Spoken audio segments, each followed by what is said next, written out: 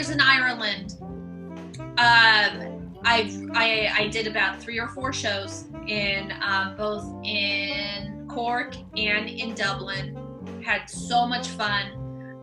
Also really enjoyed the Irish sensibility around comedy. I love that they just like make fun of everything and say fuck, but it's fact, but come on, it's fuck. Very liberally and just everywhere. Like there's not that uptightness around certain stuff. What is, especially because you have performed internationally, what is the difference between Irish comedy and comedy elsewhere? I think that what people generally think is that Irish comedy is more story based. So like I think it's just like a very, what kind of took me a bit aback when I was in Montreal is and like even when I was in Albuquerque, like I went and saw some comedy there. A lot of it's not in Ireland. I think it's just okay. I'm going to tell you a story, and people will, like, okay, well, just going to go along with the story. Whereas it's not really observational though. That's the weird thing about Irish comedy. I don't find a lot of Irish comedy is very observational. Like we don't have that sort of a Seinfeld influence where people are kind of like always kind of talking about things we all know. I think in Ireland a lot of it is like people are telling you like a longer story and that's kind of sprinkled in, and then there's I think it's also often use of language as well. Like people will just say things in very interesting and weird ways, and that's part of the joke. And I think also Irish crowds go along with stuff a little, like they'll kind of play along with it a bit more. But like have more patience? Is it that they have more patience with it? Or yeah, I think because Irish people in general don't like to complain. So even if they weren't enjoying the show, they wouldn't let you know.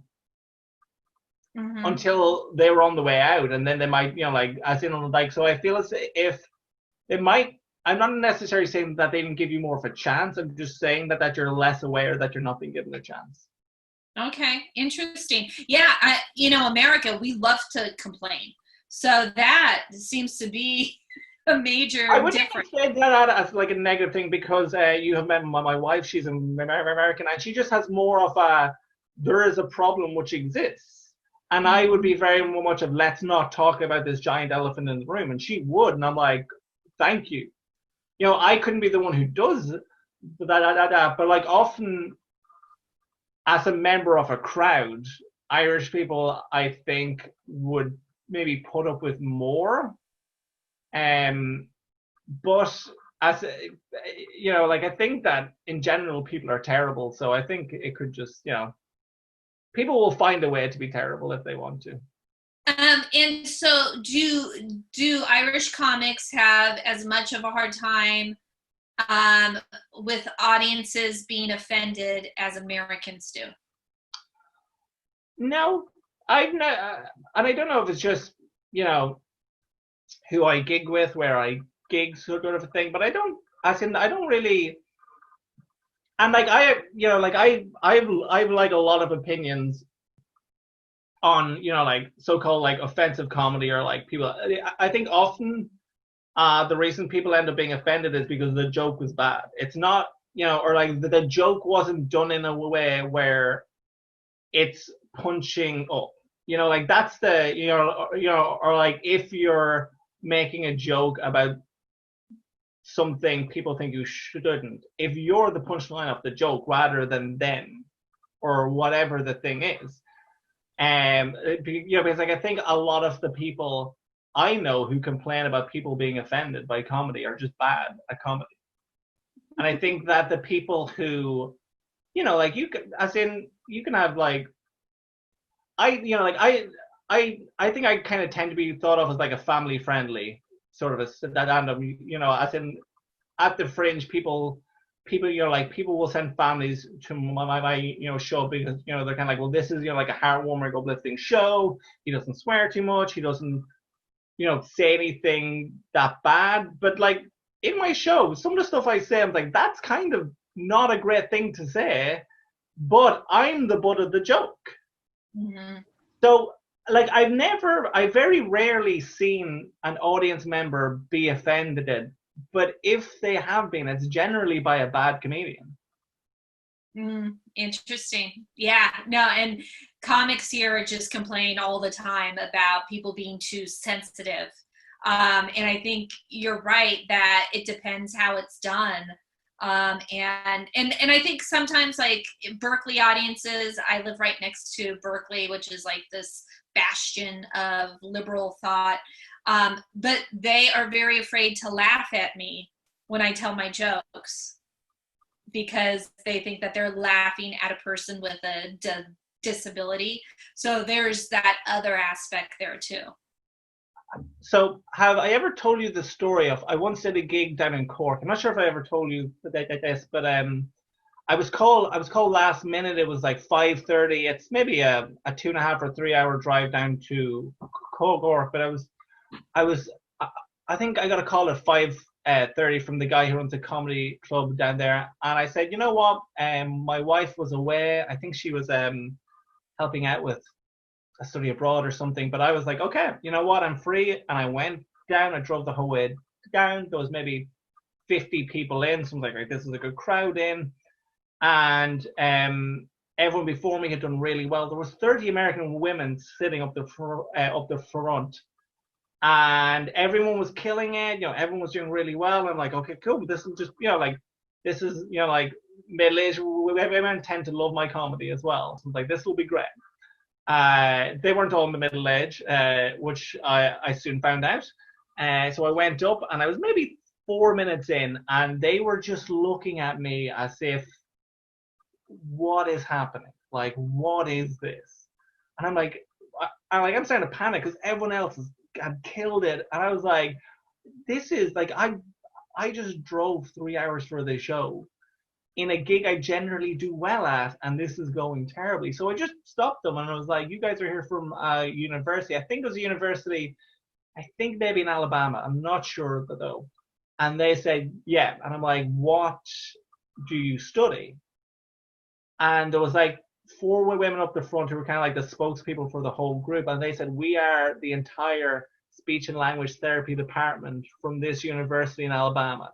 So the 4 women up the front were faculty, and there was like 30 students, all women looking at me thinking, is this a plant?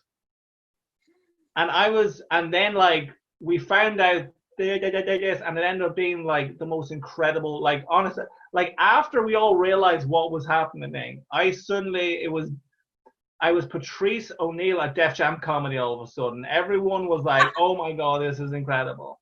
And then, but here was like the kicker. There were still a few people kind of just not, they just weren't laughing at me, and they're kind of like, so I come off, and one of the faculty is speaking to me, and she's, like, we thought we were being punked, and I was like, I thought I was being punked.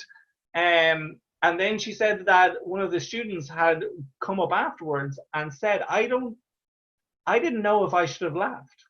And like, she genuinely didn't know but I was, I think I sort of said to her, it's like, I'm the one telling the joke. Like, if it was like, sure, if it is somebody without a stammer who's telling a stammering joke, maybe, like, if it's a good joke and they say it well and they're like the butt of the joke, that's fine. But like, these are jokes about my disability. If I can't make these jokes, who can? Exactly. And like, there was a point for a while that these kinds of crowds, I would tell some jokes and they do, oh, like, and it was always women. And like, for me, that pissed me off more than a heckle. That pissed me off more than anything, because it was really a way to take away my power. And that was kind of that same thing, that like, not acknowledging you as your role as a comic. That Yeah. is your job. As in, I don't quite understand why people think you would be there for sympathy. Like, you're not, like, you are there because you want to make people laugh. Like I don't ever go up on stage. Okay, maybe during like an Edinburgh Fringe show, I'll be like, well, by the end, I'm gonna turn this story a little bit, and hopefully somebody will feel some emotions. But if I'm in a stand-up comedy club, my sole purpose, I'm not there to inspire anyone. I'm not here to be your inspiration point. I'm just there to make you laugh. Like, that is literally what I'm being paid for. So I don't know why anyone would ever be like, like, have that response. And if anyone ever does have that response, to me, I just roar at them and call them condescending. I'm just, this isn't like, like, I'm not like a token act on stage. Like, that's not why I'm here. Like, I'm here because I am a comedian and that is my job. And the thing is, like, people think sometimes it's a not novelty. It's a novelty wears off after 2 minutes. Like, after that, you have to be funny. And if you're going to carry it 10, 15, 20 minutes, like we always do, it has to have some substantial something there. Yeah, I think, like, it's not. I think from my perspective is, say I was a member of a crowd,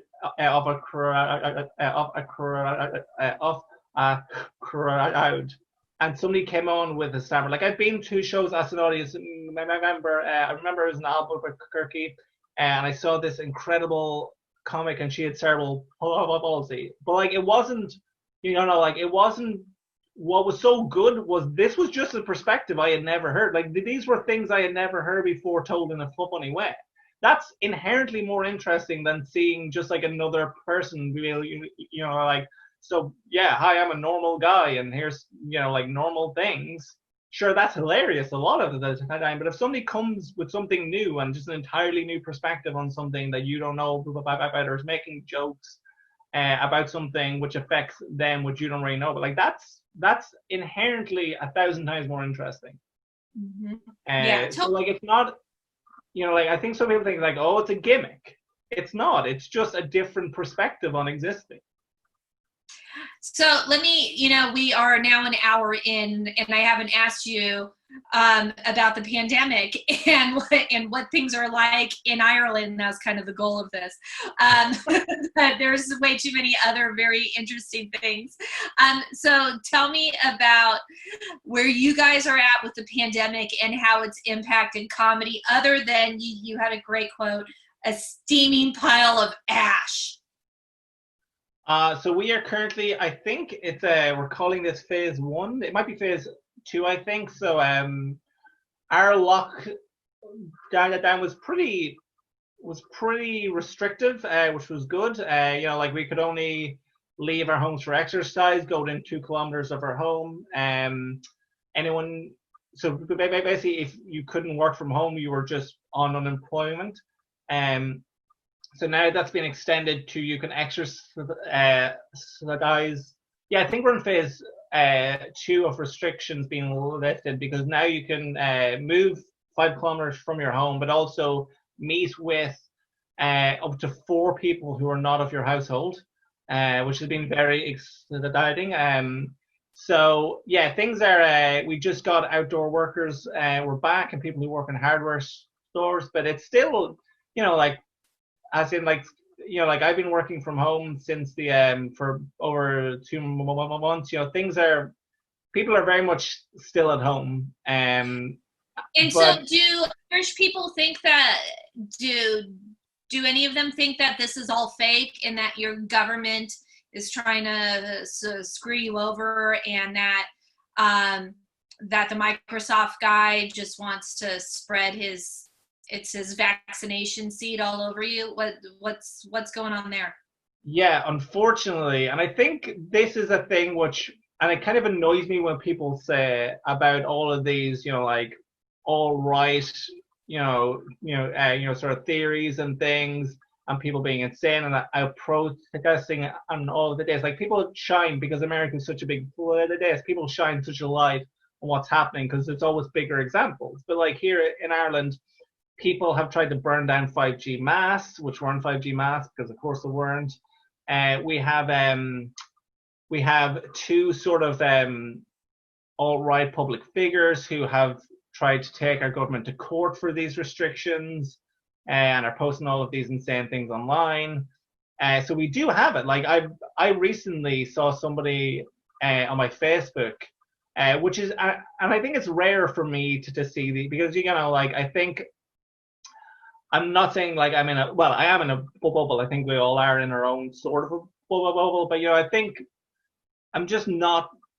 I wouldn't add somebody on like a social media who I think I don't in some way align with, or like, but they're not so far away from me. But I have recently seen somebody who has been, who has been posting about 5G and that's what causes coronavirus, and like this is like a government ploy to either like erect 5G masts everywhere. I don't know, but like it is a thing. It just doesn't get as much play because we're a smaller country.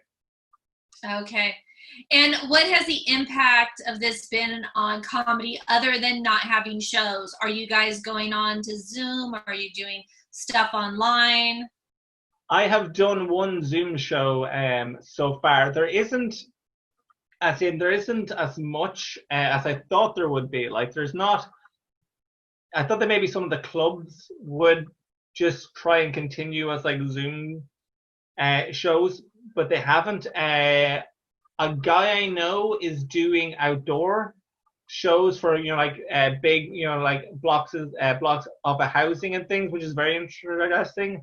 And they did a thing I saw recently where they had like all of like an outdoor show with all of the chairs, 6 feet apart. So there are some people who are still trying things. I saw somebody was doing door-to-door comedy, which seemed like the worst idea I've ever heard of in my life. It was what? He was going door to door, just knocking on people's dooring and seeing if they wanted some comedy. And then I saw like a picture, like I'm sure a lot of people were like, no, I'm fine for comedy, thanks. But I saw somebody who was like, all right, yeah, and he takes his chair and he brings out and sits and just watches one person doing comedy at him.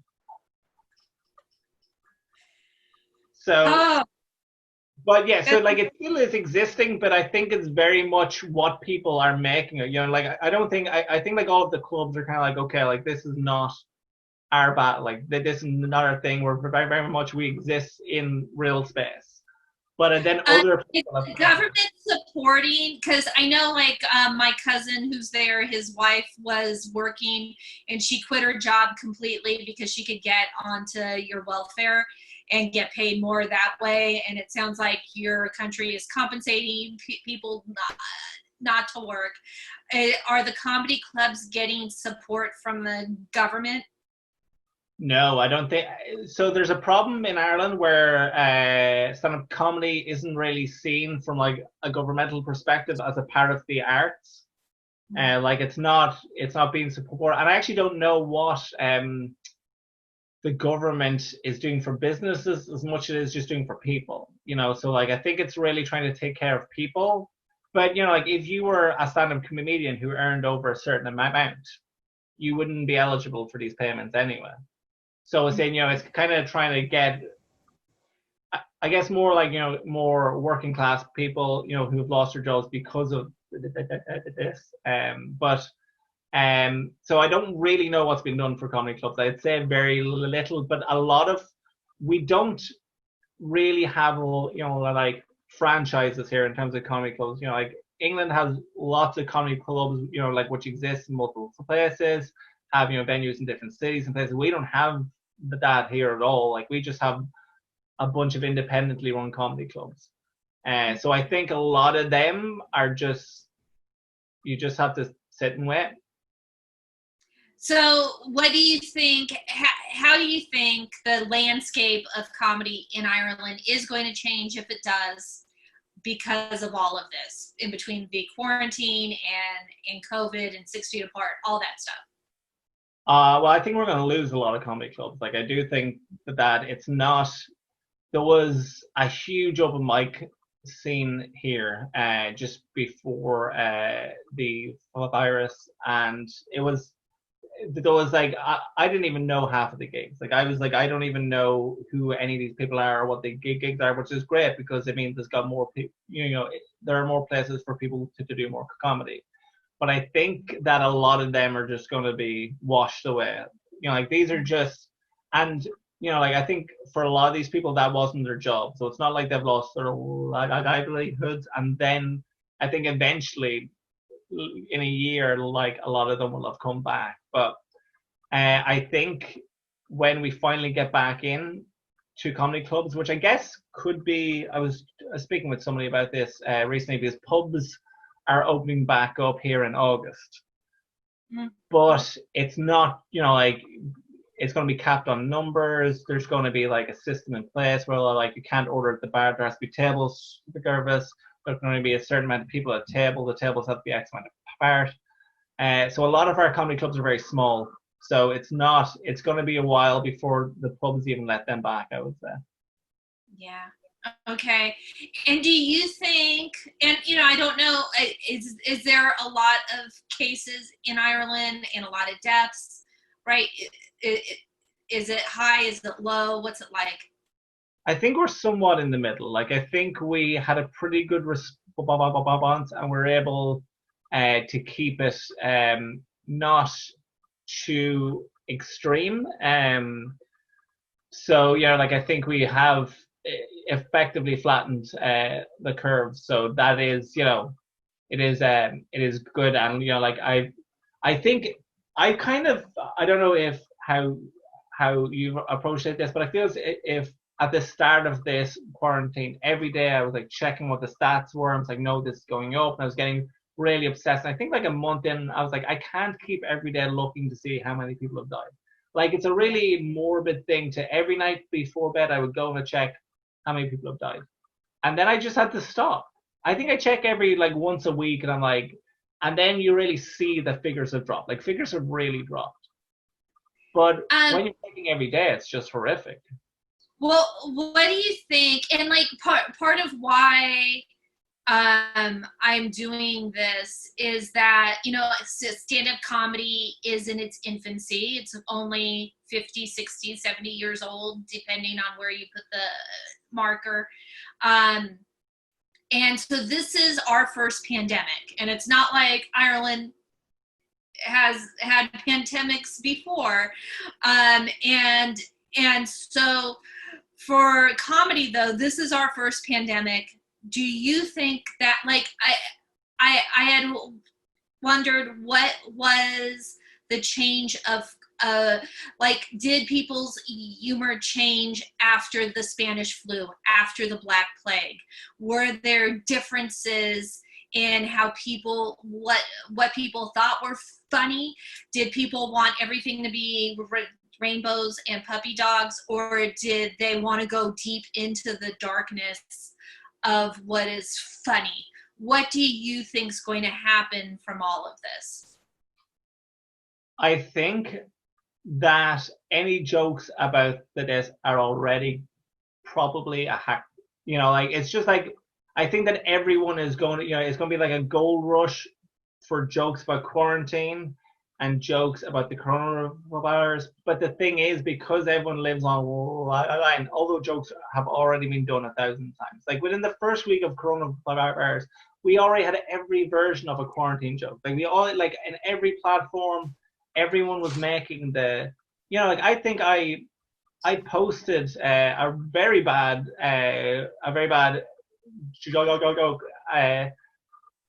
the week after, but I had done it on the night that Ireland shut down. I was doing a gig that night, and I did a joke about being quarantined, and it took me a week to post it, and the joke was over. Wow. Yeah. So I think that like people are just going to be sick of it, because as in, like everyone's getting the memes, everyone's seeing everything. It's going to be very hard to do it's going to be very rare for people to hear a new joke about this. So I think that people might just go for escapism. People might just go, like there are some people that when this started are like, we are watching Contagion. And it was the most watched film in Ireland the week of quarantine. But then I think, like the rest of us were, like, okay, let's watch RuPaul's Drag Race. Like, let's not think about this. Let's think about something that's fun. So Yeah. I think it'll be a lot of people making the same jokes and people getting sick of it. And then I think the people who actually do well, there will be like one person who has like a one-person show about quarantine or the coronavirus, but then everyone else it'll be talking about other stuff. Yeah, it'll kind of be flushed out before we can even get back on stage. Exactly, because as in like things happen so like things are over so quickly in terms of like like there are cultural sort of there are cultural lives, like things happen and they're like huge that are a joke for like a week. Like nobody's talking about Tiger King anymore, and Tiger King was the biggest thing in the world. Apparently, I thought it was just here, but you guys got Tiger King too. Oh, like I haven't even watched it. I haven't even watched it because everyone was watching it and I was overloaded with it. And then when I finally had time, I'm like, well, I've seen all the memes. Like the moment has already passed. And it was a week after. Like it literally took a week. And I didn't want to watch the show because everyone had already consumed it and moved on. And I think that's the way it's going to be. I think you're either going to have to be super topical, as in to the point of you're on the cutting edge of topical, and anyone who isn't but is trying to do these jokes will seem hack. And so in the almost hour and a half that we've talked, and this is the longest interview I've done. Were you surprised? What's that? Were you surprised? No. I forgot how much people who stutter talk once we aren't interrupted. So is there anything that you think I should have asked or that you wanted to talk about? No, I think that I hijacked it completely and was going into this random ranking, which is obviously just what's on my mind.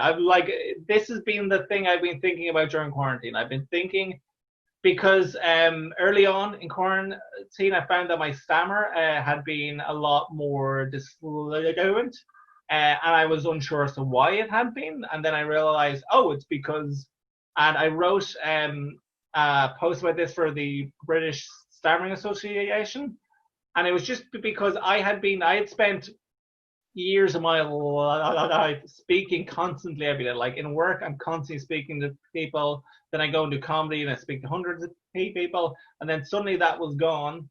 And my stammer was just, it was just, it was kind of like, hello, don't forget me, I exist. And also you need to practice speaking or else you'll forget how to speak.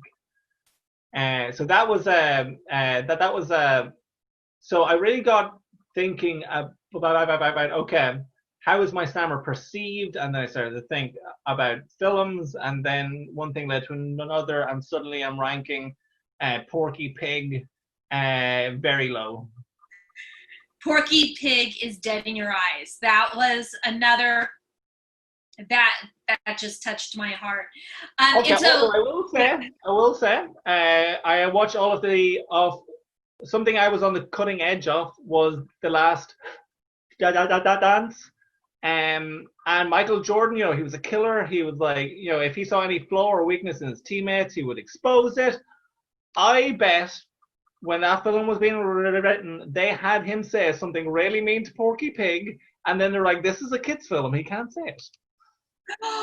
Yeah, you know what? I think that's something that should be explored in your quarantine, is what was behind that, and maybe even doing some fan fiction around that.